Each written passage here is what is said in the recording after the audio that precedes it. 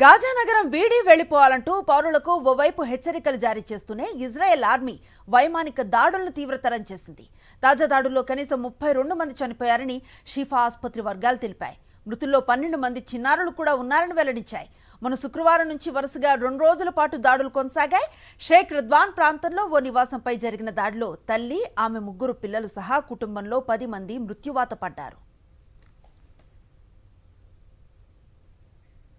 Israel army నిన్న social media వేదికలపై మరోసారి పాలస్తీనియన్లను హెచ్చరికలు జారీ చేసింది. హమాస్ శ్రేణుల నిఘాను వాడుకుంటున్నాయనే సాకుతో గాజా నగరంలో సుమారు 100 బహుళ అంతస్తులను ఇజ్రాయెల్ ఇటీవలి కాలంలో నేలమట్టం చేసింది. తక్షణమే గాజా నగరాన్ని వీడి దక్షిణ ప్రాంతానికి వెళ్లాలని అందులో అల్టిమేటం జారీ చేసింది. అయితే చాలా మంది ఎక్కడికి వెళ్లే పరిస్థితుల్లో లేరు. అధిక రవాణా ఖర్చులు, నివాస సమస్య తీవ్రంగా ఉంది. దీంతో పాటు ఇప్పటికే పలుమార్లు ఒక చోటు నుంచి మరో చోటుకు మారుతూ వస్తూ ఉన్న వారు సైతం గాజాలో ఎక్కడికి వెళ్లినా ఇజ్రాయెల్ ఆర్మీ దాడులు తప్పవనే నిస్పృహలో ఉండటం కారణాలుగా ఉన్నాయి.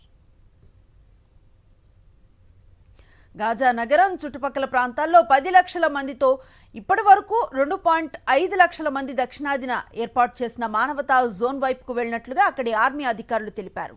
గాజా ప్రజలకు తాత్కాలికంగా నీడ కల్పించేందుకు ఉద్దేశించిన 86,000 టెంట్లు, ఇతర సరఫరాలను ఇజ్రాయెల్ ఆర్మీ లోపలికి అనుమతించడం లేదని ఐక్యరాజ్య సమితి తెలిపింది. 2023 అక్టోబర్ 7న హమాస్ లక్ష్యంగా గాజాపై ఇజ్రాయెల్ సాగించిన దాడుల్లో ఇప్పటివరకు 64,803 మంది చనిపోయారని గాజా ఆరోగ్య విభాగం పేర్కొంది. వీరిలో సగం మంది మహిళలు, చిన్నారులేనని వెల్లడించింది.